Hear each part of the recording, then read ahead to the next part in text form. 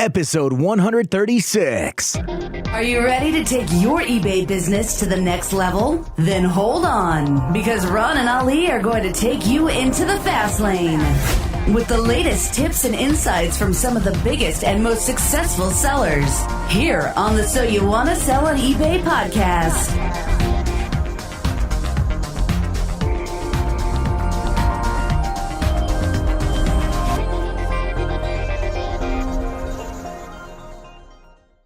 Welcome once again to another episode of So You Want to Sell on eBay. I'm Ron LeBeau. And I'm Ali Young. Hey, everyone. We have with us today Steve and Priscilla Oeffner. Steve and Priscilla, how are you guys doing today? Great. Wonderful.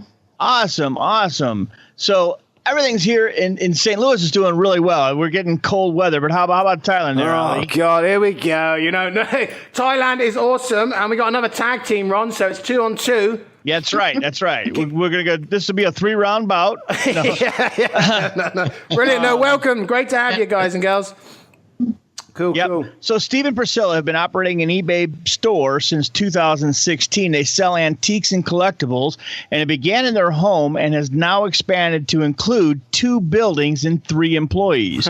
They have been doing eBay since the mid-'90s as a hobby, and in 2016 they went into a large level. It all started with a marble and garage sale. Oh, I love it. This is brilliant. So you got now 2 buildings and 3 employees. You got like full of stuff, is it?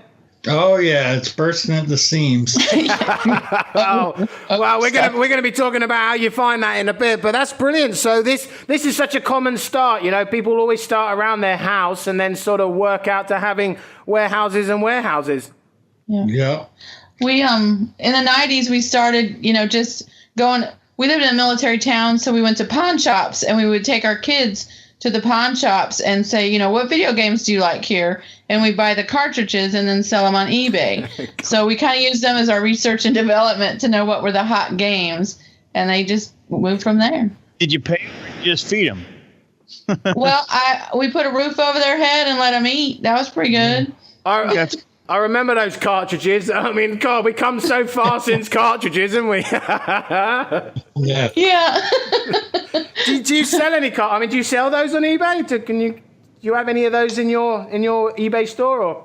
I don't think we do right now. We have recently, which they sell really good, but I don't think we have any right now. Oh, no. Amazing. So talk about it. So how does your store, how do you work then? So you wake up in the morning, you tag team this, some go out shopping, some go out shipping. I mean, what's your day-to-day sort of running of the business? Actually, she works full time, and I have a computer consulting business also. So it's more, we go to auctions in the evening time. We have recently outsourced where we have Filipino ladies that do our listing for us in the Philippines, and we have a person that comes in and takes all the pictures and stuff like that. And we do the packing. I'm really curious. Tell us a little about that VA that you have there. How did you come about that, and when did you think that was a good idea? It's been since middle of summer last year. We got to the point where we said, if we really want to grow this thing and get it to the point where it's not just a job every day, and we want to be able to expand, we said we had to go somewhere. And we tried a few other countries besides the Philippines, but the language barrier just was too much. Yeah. And the ladies in the Philippines have done really well for us, and it's changed how we operate actually. What we did is we took the process and broke it down into pieces, and then we hired people to do the separate pieces, and we could kind of oversee the process. And we like to go to auctions, so we do the acquiring of it. And then we do the packing because we haven't quite gotten the person in that place yet. But well, I will say this: I'm very, very confident that you have the second best VA in the Philippines. Because you know what? We have the best. Don't we, Ali? It's so awesome. But hey, I'm glad we got her before you guys did, because I tell you what, she's really made our lives so easy and so good. She's awesome. I agree. Second best is all right, though, isn't it? Second best, that's all right. That's not bad, is it? Yeah. But so how did you get to that point, though? Because, we interview a lot of people, and, sometimes it's hard to get to that point where we can't do everything and bring someone else in. So was it just like you wanted more time, or how did you make that move from the control of doing it all yourself, knowing you can do it, to bringing someone in to help your lives become easier? Well, you reach that point where you say, I've worked and worked and worked, and I need a little bit of time to myself. Yeah. And that's pretty much what pushed us there. Is all the people around us were like, you guys work all the time. When do you guys do anything but work? And we got to thinking, and we also wanted it to grow into a business where eventually it could be full-time for both of us versus just a part-time gig. So that's when we pushed forward. And you had to recognize that we can't do it all. I mean, you have to entrust other people, and you just get to the point you're like, okay, we can either do it all and work ourselves into the dirt, or we need to piece this thing out and get people to help us so that we can have a life. Because we were going to 3 to 4 auctions a week there for a while. So this stuff was piling up, and I was the one doing the listing, and I was like, I can't do this anymore. It's too much for me.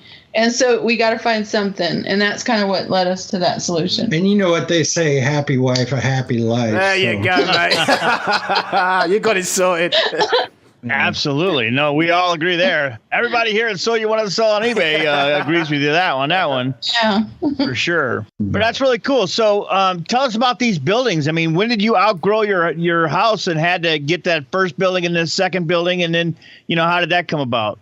That came about by happenstance, actually. We had started into the eBay business, and I was having to hear about, Steve, you're cluttering our house. You need to move this stuff. And then we had this friend that had 2 buildings for sale, and she told us, if you like these buildings, I'll sell them to you at a really good price. And it was one that we couldn't refuse, and we bought them, and the rest is history, basically.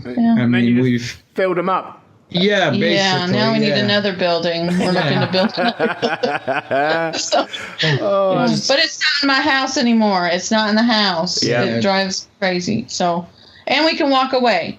We can leave the building, go home. There you go. Be home. And that matters a lot to us because we have 2 grandkids. And that was another reason why we outsourced a lot of the tasks is I don't want to miss my grandkids. I don't want to be so busy that I turn around and she's a teenager. I want to be able to still enjoy my family. And it was getting to where we weren't doing that. So.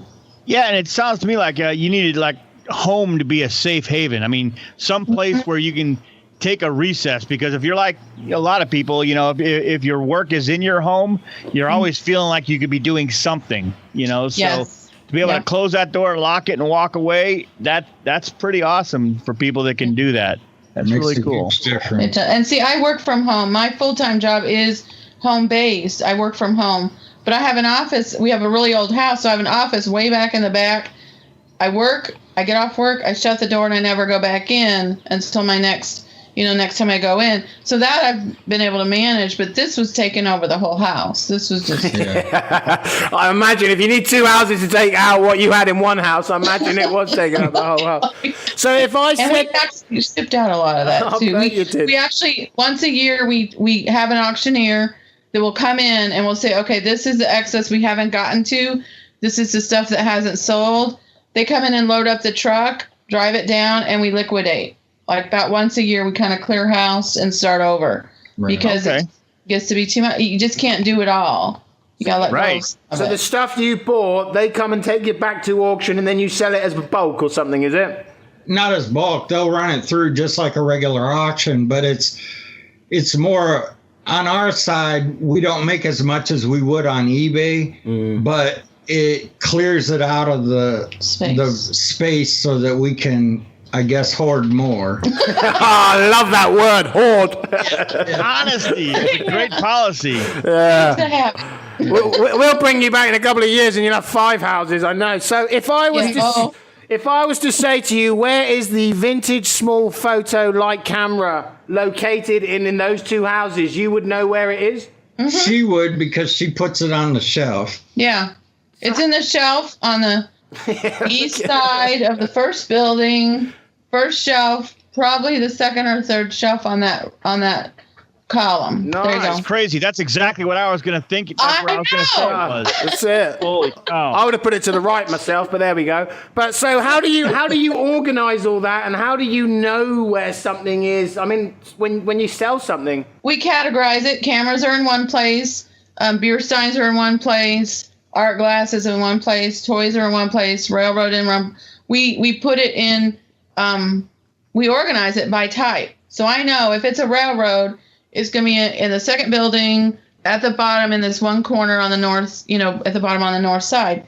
It's organized. Yeah. I mean, it has to be. We've got a lot of shelves. we got a lot of shelves. Yeah. He has built a lot of shelves. It's got to be though, isn't it? I mean, it's a common thing that people struggle with is knowing where it is. I mean, you can just waste so much time trying to find it. Yeah. Oh, we've been going at it for probably the last year. 2.5 years. Yeah, where we'll get a system in place and then we outgrow that system, so then we have to create another system, and it just keeps going. Yeah. But that's a common word we hear is systems, because when you first start out, you don't have systems, and you start developing your own. And everybody that we've talked to, there's some commonality there, but most people we talk to do their own thing differently than everybody else, but it works for them, and you fine tune it all the time. You're constantly tweaking it and making it work for you. That's how it works. Right. Without them, we wouldn't. We'd be like, we wouldn't be able to do it. If we were the way we were when we started, we would be out of business already. Nice. And there's no way to. It's a monster that's grown. Yeah, it really is. You just keep feeding it, right? Yeah, exactly. Because how it happened is I was off work on a medical leave for 3 months, and I was recovering from surgery. The last month, they're like, you need to get out, you need to start walking, you need to go. And so we were trying to find a way to be out in public without being around a lot of people, because I couldn't be around a lot of people. And we started going to garage sales and auctions, because at auction you could kind of sit off by yourself. It's still fun. You can walk around if you need to. Well, we started buying these things. And then I was like, what are we going to do with all this stuff? So we started listing it, and he happened to buy this huge batch of marbles at this garage sale. And I honestly thought he was a little crazy. It was like, marbles? That's crazy. Yeah. But he ended up selling them for like $50 and $60 a piece, like 2 or 3 of them. And then now we have, those crocs, those ceramic crocs that are really old. We have probably 10 of them around our house just full of marbles.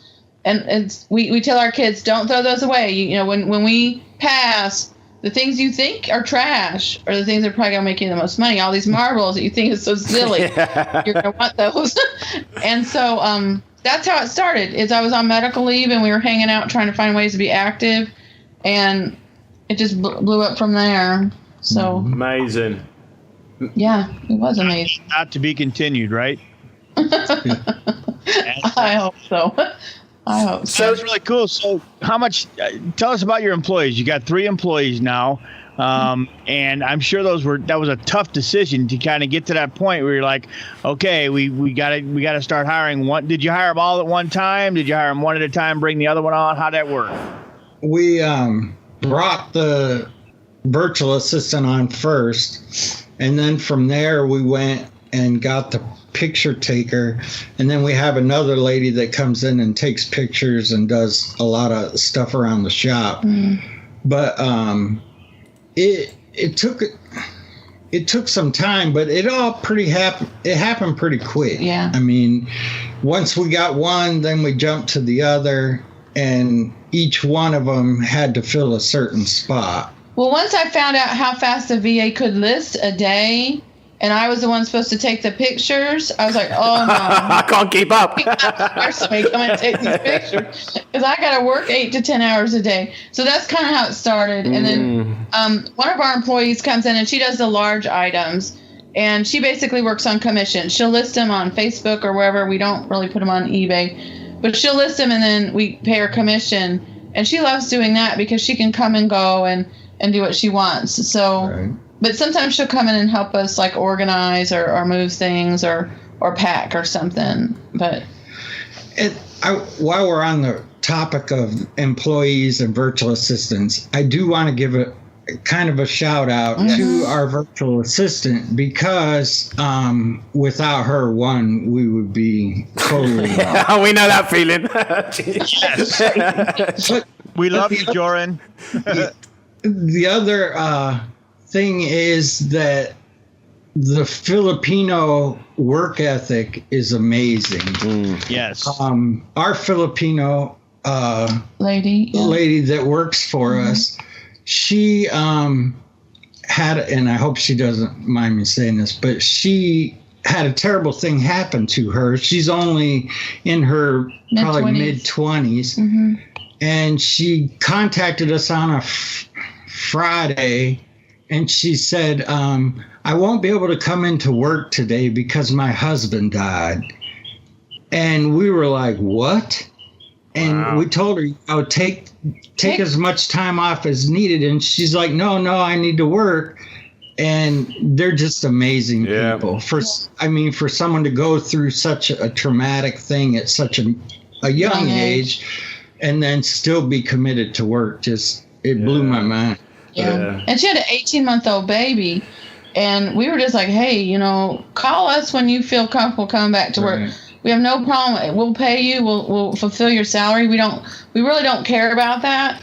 Just take care of your family. Yeah, and absolutely. If you need anything, if you need help with burial costs or you need and we're kind of very committed to her as far as keeping her on and making sure that she's taken care of, and she's almost like taken on as our family, that even if she can't work a whole week, we'll pay her. We don't care. We want to help take that child through college if we have to, because she literally she texted us and said, my husband passed away and I won't be in today. And I was thinking, well, you shouldn't be in for a couple weeks or 3. I mean, however long you need. I don't know what the culture does with, with passing there, but we just didn't know what to say. Yeah. It blew our mind. And I'm not trying to put a damper on the parade. No, don't worry. I have a tendency to bring it back up. Don't worry. Won't be a problem with that. Yeah, it just amazed us because we were stunned. We were just stunned. Like, no, why would you even ask us that? Why wouldn't you just say, I'm out? I'm out until I come back. I think she was afraid or scared. I don't know. But all I thought was, we don't work that way. Good workers. You go take care of your baby. Definitely. Ron and Ali will be right back after this short break. So, you have an idea, a big idea, and you're ready to jump into the world of e-commerce. Awesome. But where to start? The answer is only a click away. At solutionsforecommerce.com, you'll find available services to help manage, audit, or even build your e-commerce site from the ground up. With over 10 years of experience in developing and managing channels on sites like Amazon, eBay, Shopify, and Etsy, Solutions for E-commerce can help you to grow your small or large business. Take a step back from the technical and do what you do best, and let Solutions for E-commerce handle the tedious stuff like creating, reviewing, adding, or removing listings, setting up or organizing store categories, even merchandising and customer support. Find out why their clients say that their business wouldn't be what it is today without the help from Solutions for E-commerce. Visit solutionsforecommerce.com and take your e-commerce business to the next level. That's solutions, 4 ecommerce.com. Use promo code eBay at checkout for an exclusive So You Want to Sell on eBay podcast discount. Life is full of numbers. Our brains process literally hundreds of numbers and equations every hour of every day. When it comes to your business, give your brain a break as well as peace of mind that the numbers are figuring up as they should with MyCost Pro. MyCost Pro is an easy-to-use automated eBay bookkeeping program for Excel that imports sales data directly from your seller account. MyCost Pro automatically generates accounting and performance reports to show you your true bottom line profit. You can even view and edit active listing details such as price and quantity and relist unsold items directly from MyCost Pro. All you need is Excel on your Windows PC.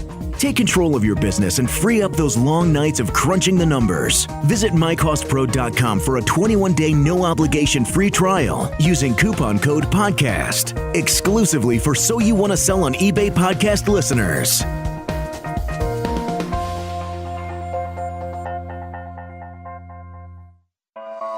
Be sure to check out So You Want to Sell on eBay.com for the latest podcasts and all the information you need to get selling fast.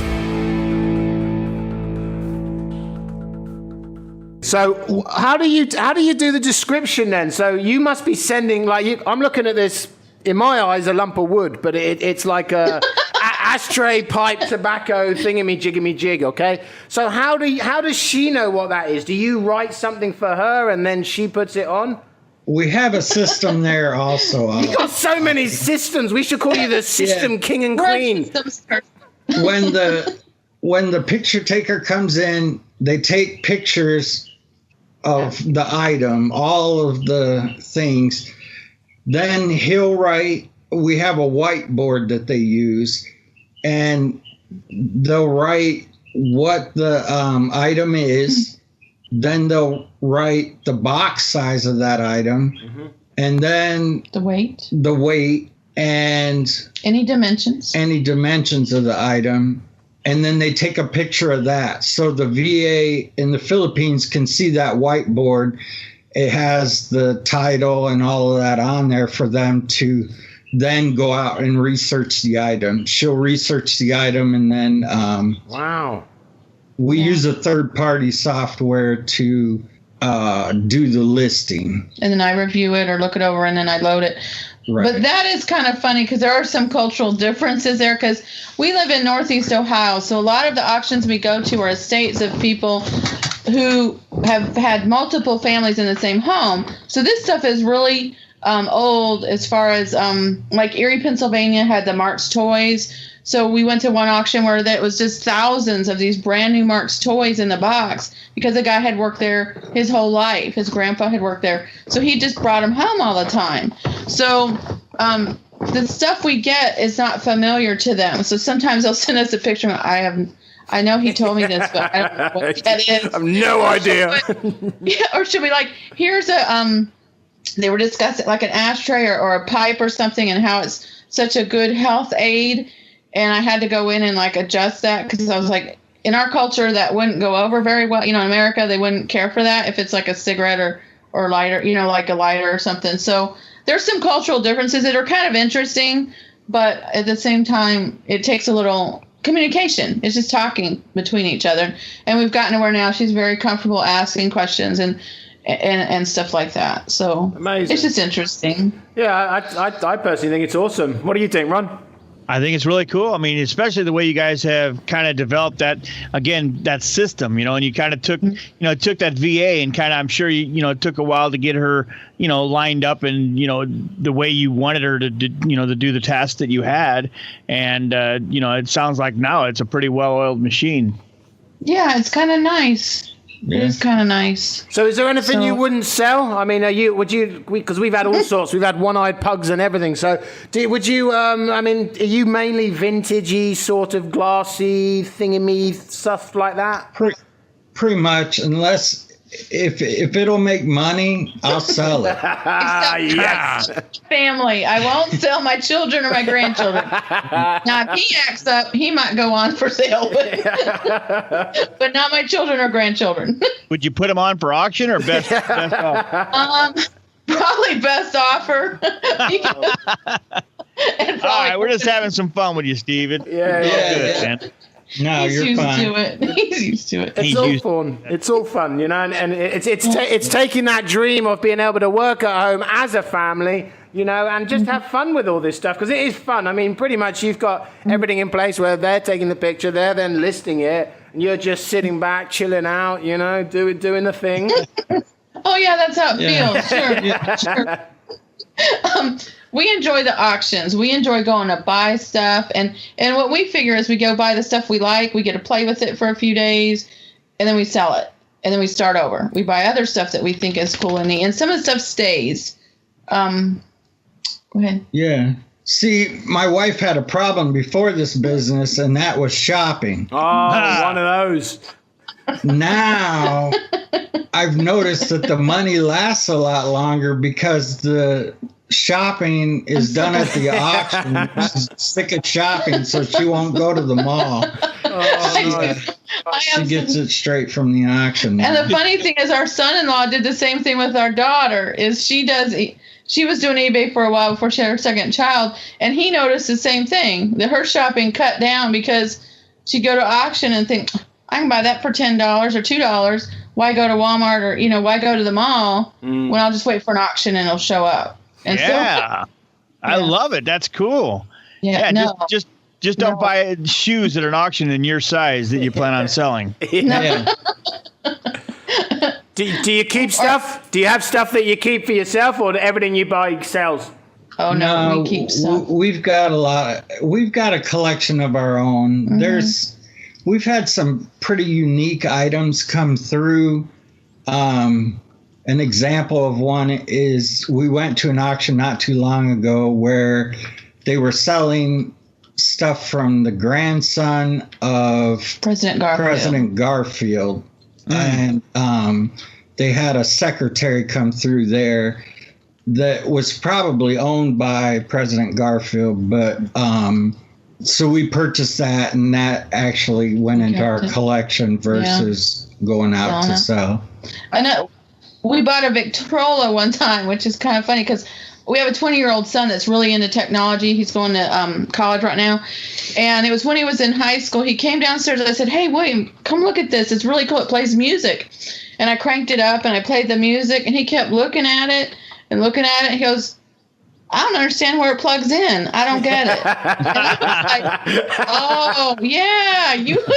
But it's stuff like that that's kind of neat that you just sit in your house. Or like I like war ration coupons. I like to collect the war ration coupons. I like paper stuff because they're not making it anymore. It's not lasting long. And that's stuff I like. Yeah. And sometimes it'll go into the collection. It'll sit for a while, and then we'll be like, I'm really tired of looking at that, and we'll pass it on to somebody else. Yeah. We have sold some stuff to museums and to movie producers. We have done that.